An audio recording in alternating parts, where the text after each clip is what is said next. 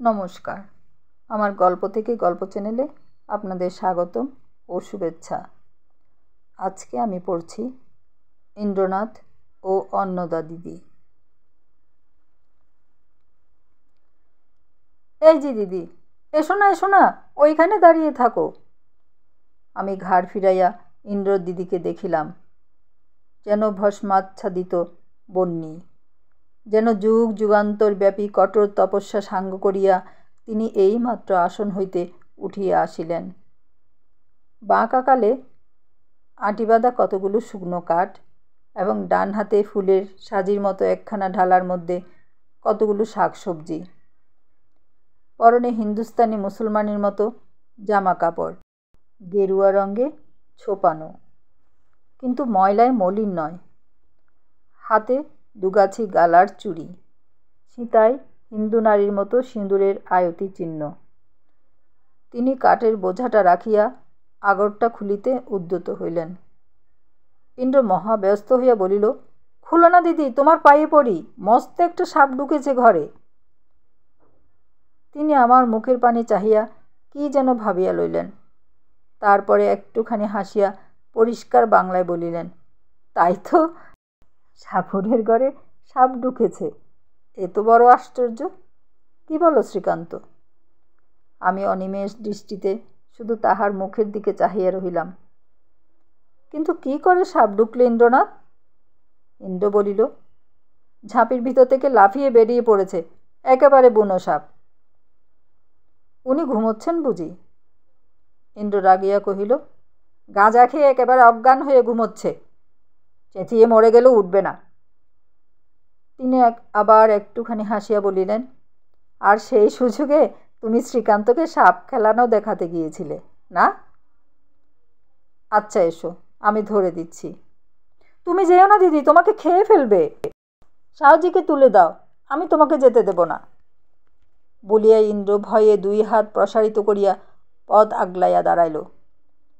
তাহার এই ব্যাকুল কণ্ঠস্বরে যে ভালোবাসার প্রকাশ পাইল তাহা তিনি টের পাইলেন। মুহূর্তের জন্য চোখ দুটি তাহার ছলছল করিয়া উঠিল, কিন্তু গোপন করিয়া হাসিয়া বলিলেন, ওরে পাগলা, অত পুণ্যি তোর এই দিদির নাই রে। আমাকে খাবে না রে, এক্ষুনি ধরে দিচ্ছি, দেখ। বলিয়া বাঁশের মাচা হইতে একটা কেরোসিনের ডিপা জ্বালিয়া লইয়া ঘরে ঢুকিলেন এবং 1 মিনিটের মধ্যে সাপটাকে ধরিয়া আনিয়া ঝাঁপিতে বন্ধ করিয়া ফেলিলেন। ইন্দ্র ড্রিপ করিয়া তাহার পায়ের উপর একটা নমস্কার করিয়া পায়ের ধুলা মাথায় লইয়া বলিল, দিদি, তুমি যদি আপনার দিদি হতে। তিনি ডান হাত বাড়াইয়া ইন্দ্রের চিবুক স্পর্শ করিলেন এবং অঙ্গুলির প্রান্তভাগ চুম্বন করিয়া মুখ ফিরাইয়া বোধ করি অলক্ষ্যে একবার নিজের চোখ দুটিয়া মুছিয়া ফেলিলেন। সমস্ত ব্যাপারটা শুনিতে শুনিতে ইন্দ্রের দিদি হঠাৎ বার দুই এমনি শিহরিয়া উঠিলেন যে ইন্দ্র সেদিকে যদি কিছুমাত্র খেয়াল থাকিত সেও আশ্চর্য হইয়া যাইত। সে দেখিতে পাইল না, কিন্তু আমি দেখিতে পাইলাম।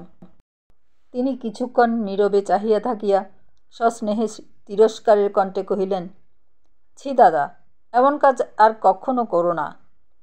এসব ভয়ানক জানোয়ার নিয়ে কি খেলতে আছে? ভাগ্যে তোমার হাতের ডালাটাই ছোবল মেরেছিল, না হলে আজ কী কাণ্ড হতো বলো তো? আমি কি তেমনি বোকা দিদি? বলিয়া ইন্দ্র সপ্রতিভ হাসি মুখে ফস করিয়া তাহার কোঁচার কাপড়টা টানিয়া ফেলিয়া কোমরে সুতা বাঁধা কী একটা শুকনো শিকড় দেখাইয়া বলিল, এই দেখো দিদি, আটগাট বেঁধে রেখেছি কি না? এই না থাকলে কি আর আজ আমাকে না চুবলে ছেড়ে দিত? সাহজির কাছে এটুকু আদায় করতে কি আমাকে কম কষ্ট পেতে হয়েছে? এর সঙ্গে থাকলে কেউ কামড়াতেই পারে না, আর তাই যদি বা কামড়াতো তাতেই বা কি, সাহজিকে টেনে তুলে তখনই বিষ পাথরটা ধরিয়ে দিত। আচ্ছা দিদি, ওই বিষ পাথরটাই কতক্ষণে বেশ টেনে নিতে পারে? আধ ঘন্টা? 1 ঘন্টা? না, অতক্ষণ লাগে না, না দিদি? দিদি কিন্তু তেমনি নীরবে চাহিয়া রহিলেন। ইন্দ্র উত্তেজিত হইয়া উঠিয়াছিল, বলিল, আজ দাও না দিদি আমাকে একটি, তোমাদের তো 2-3টে রয়েছে, আর আমি কতদিন ধরে চাইছি, বলিয়া সে উত্তরের জন্য প্রতীক্ষা মাত্র না করিয়া ক্ষুণ্ণ অভিমানের সুরে তৎক্ষণাৎ বলিয়া উঠিল, আমাকে তোমরা যা বলো আমি তাই করি, আর তোমরা কেবল পট্টি দিয়ে আমাকে আজ নয় কাল, কাল নয় পরশু যদি নাই দেবে তবে বলে দাও না কেন, আমি আর আসবো না, যাও। ইন্দ্র লক্ষ্য করিল না, কিন্তু আমি তাহার দিদির মুখের পানে চাহিয়া বেশ অনুভব করিলাম, তার মুখখানি কিসের অপরিসীম ব্যথায় ও লজ্জায় যেন একেবারে কালিবর্ণ হইয়া গেল। কিন্তু পরক্ষণেই জোর করিয়া একটুখানি হাসির ভাব সেই শীর্ণ শুষ্ক ওষ্ঠাধরে টানিয়া আনিয়া কহিলেন, হারে ইন্দ্র, তুই কি তোর দিদির বাড়িতে শুধু সাপের মন্তর আর বিষপাতরের জন্য আসিস? ইন্দ্র অসংকোচে বলিয়া বসিল, তবে না তো কি। নিদ্রিত সাহজিকে একবার আর চোখে চাহিয়া দেখিয়া কহিল, কিন্তু কেবলে আমাকে ভোগা দিচ্ছে, এই তিথি নয়, ও তিথি নয়, সে তিথি নয়, সেই যে কবে শুধু হাত চলার মন্ত্রটুকু দিয়েছিল আর দিতেই চায় না। কিন্তু আজ আমি টের পেয়েছি দিদি, তুমিও কম নও, তুমিও সব জানো, ওকে আমি আর খোসামদি করছি না, তোমার কাছ থেকে সমস্ত মন্ত্র আদায় করে নেব। বলিয়াই আমার প্রতি চাহিয়া সহসা একটা নিঃশ্বাস ফেলিয়া সাহজিকে উদ্দেশ্য করিয়া গভীর সম্ভ্রমের সহিত কহিল, সাহজি গাঁজা টাজা খান বটে, কিন্তু 3 দিনের বাসি মরা 8 ঘন্টার মধ্যে দাঁড় করিয়ে দিতে পারেন, এত বড় ওস্তাদ উনি। হ্যাঁ দিদি, তুমিও মরা বাজাতে পারো? দিদি কয়েক মুহূর্ত চুপ করিয়া চাহিয়া থাকিয়া সহসা খিলখিল করিয়া হাসিয়া উঠিলেন। সে কি মধুর হাসি! অমনি করিয়া হাসিতে আমি আজ পর্যন্ত কম লোককেই দেখিয়াছি, কিন্তু সে যেন নিবিড় মেঘ ভরা আকাশের বিদ্যুৎ দীপ্তির মতোই পরক্ষণেই অন্ধকারে মিলাইয়া গেল। কিন্তু ইন্দ্র সেদিক দিয়ে গেলই না, বরঞ্চ একেবারে পাইয়া বসিল। সেও হাসিয়া কহিল, আমি জানি দিদি, তুমি সব জানো, কিন্তু আমাকে একটি একটি করে তোমাকে সব বিদ্যে দিতে হবে, তা বলে দিচ্ছি। আমি যতদিন বাঁচব তোমাদের একেবারে গোলাম হয়ে থাকব। তুমি কটা মরা বাঁচিয়েছ দিদি? দিদি কহিলেন, আমি তো মরা বাঁচাতে জানি না ইন্দ্রনাথ। ইন্দ্র প্রশ্ন করিল, তোমাকে এর মতন সাহসী দেয়নি? দিদি ঘাড় নাড়িয়া না বলিলে ইন্দ্র মিনিট খানেক তাহার মুখের পানে চাহিয়া থাকিয়া নিজেই তখন মাথা নাড়িতে নাড়িতে বলিল, এ বিদ্যে কি কেউ শিগগির দিতে চায় দিদি? আচ্ছা, কড়িচালাটা নিশ্চয় শিখে নিয়েছ না? দিদি বলিলেন, কাকে কড়িচালা বলে তাই তো জানি নে ভাই। ইন্দ্র বিশ্বাস করিল না, বলিল, ইস, জানো না বই কি, দেবে না তাই বলো।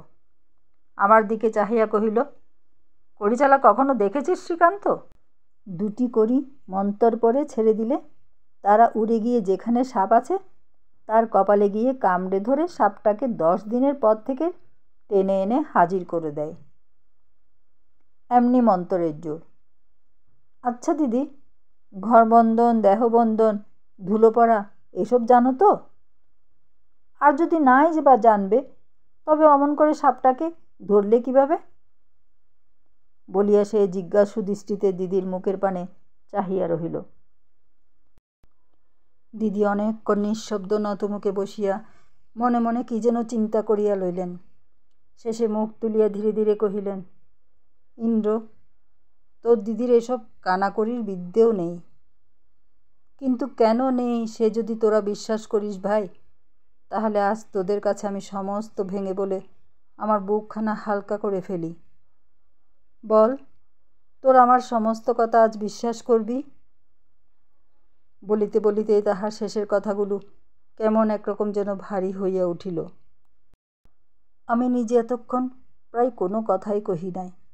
এইবার সর্বাগ্রে জোর করিয়া বলিয়া উঠিলাম, আমি তোমার সব কথা বিশ্বাস করব দিদি, সব, যা বলবে সমস্ত, একটি কথাও অবিশ্বাস করব না। তিনি আমার প্রতি চাহিয়া একটুখানি হাসিয়া বলিলেন, বিশ্বাস করবি বই কি ভাই, তোমরা যে ভদ্রলোকের ছেলে, যারা ইতর, তারাই শুধু অচেনা লোকের কথায় সন্দেহে ভয়ে পিছিয়ে দাঁড়ায়, তাছাড়া আমি তো কখনো মিথ্যে কথা কই নে ভাই। বলিয়া তিনি আর একবার আমার প্রতি চাহিয়া ম্লানভাবে একটুখানি হাসিলেন। তখন সন্ধ্যার ঝাপসা কাটিয়া গিয়া আকাশে একটুখানি চাঁদ উঠিয়াছিল এবং তাহারই স্ফুট কিরণরেখা গাছের ঘনবিন্যস্ত ডাল ও পাতার ফাঁক দিয়া নিচের গাঢ় অন্ধকারে ঝরিয়া পড়িতেছিল। কয়েক মুহূর্ত নীরব থাকিয়া দিদি হঠাৎ বলিয়া উঠিলেন, ইন্দ্রনাথ, মনে করেছিলুম আজই আমার সমস্ত কথা তোমাদের জানিয়ে দেব, কিন্তু ভেবে দেখলাম এখনো সেই সময় আসেনি। আমার এই কথাটুকু আজ শুধু বিশ্বাস করো ভাই, আমাদের আগাগোড়া সমস্তই ফাঁকি। আর তুমি মিথ্যা আশা নিয়ে সাহসের পিছনে পিছনে ঘুরে বেরিও না। আমরা তন্ত্রমন্ত্র কিছুই জানি নে, মরাও বাঁচাতে পারি নে, করি চেলে সাপ ধরে আনতেও পারি নে। আর কেউ পারে কিনা জানি নে, কিন্তু আমাদের কোনো ক্ষমতাই নেই। কি জানি কেন আমি এই অল্পকালের পরিচয়েই তাহার প্রত্যেক কথাটি অসংশয়ে বিশ্বাস করিলাম। কিন্তু এতদিনের ঘনিষ্ঠ পরিচয়েও ইন্দ্র পারিল না। সে ক্ষুদ্র হইয়া কহিল, যদি পারো না তবে সাপ ধরলে কি করে? দিদি বলিলেন, ওটা শুধু হাতের কৌশল ইন্দ্র, কোনো মন্ত্রের জোরে নয়। সাপের মন্ত্র আমরা জানি নে। ইন্দ্র বলিল, যদি জানো না তবে তোমরা দুজনে জোচ্ছুরি করে ঠকিয়ে আমার কাছ থেকে এত টাকা নিয়েছো কেন? দিদি তৎক্ষণাৎ জবাব দিতে পারিলেন না। বোধ করিবা নিজেকে একটুখানি সামলাইয়া লইতে লাগিলেন। ইন্দ্র পুনরায় কর্কশ কণ্ঠে কহিল, ঠক জোচ্ছর সব, আছে আমি দেখাচ্ছি তোমাদের মজা। অদূরে একটা কেরোসিনের ডিবা জ্বলিতেছিল। আমি তাহারই আলোকে দেখিতে পাইলাম দিদির মুখখানি একেবারে যেন মরার মতো সাদা হইয়া গেল। সবাই এই সসংকোচে বলিলেন, আমরা যে সাপুরে ভাই, ঠকানোই যে আমাদের ব্যবসা। ব্যবসা বার করে দিচ্ছি, চল রে শ্রীকান্ত, জোচ্চর, শালাদের ছায়া মারাতে নাই, হারামজাদা বজ্জাত বেটারা। বলিয়া ইন্দ্র সহসা আমার হাত ধরিয়া সজোরে একটা টান দিয়া খাড়া হইয়া উঠিল এবং মুহূর্ত বিলম্ব না করিয়া আমাকে টানিয়া লইয়া চলিল। আজ এই পর্যন্তই। আমার গল্প যদি আপনাদের ভালো লেগে থাকে তাহলে চ্যানেলটি সাবস্ক্রাইব করুন, লাইক, শেয়ার, কমেন্ট করুন। ধন্যবাদ। এর পরবর্তী গল্পটি হচ্ছে ইন্দ্রনাথ ও অন্নদা দিদি, পর্ব 2।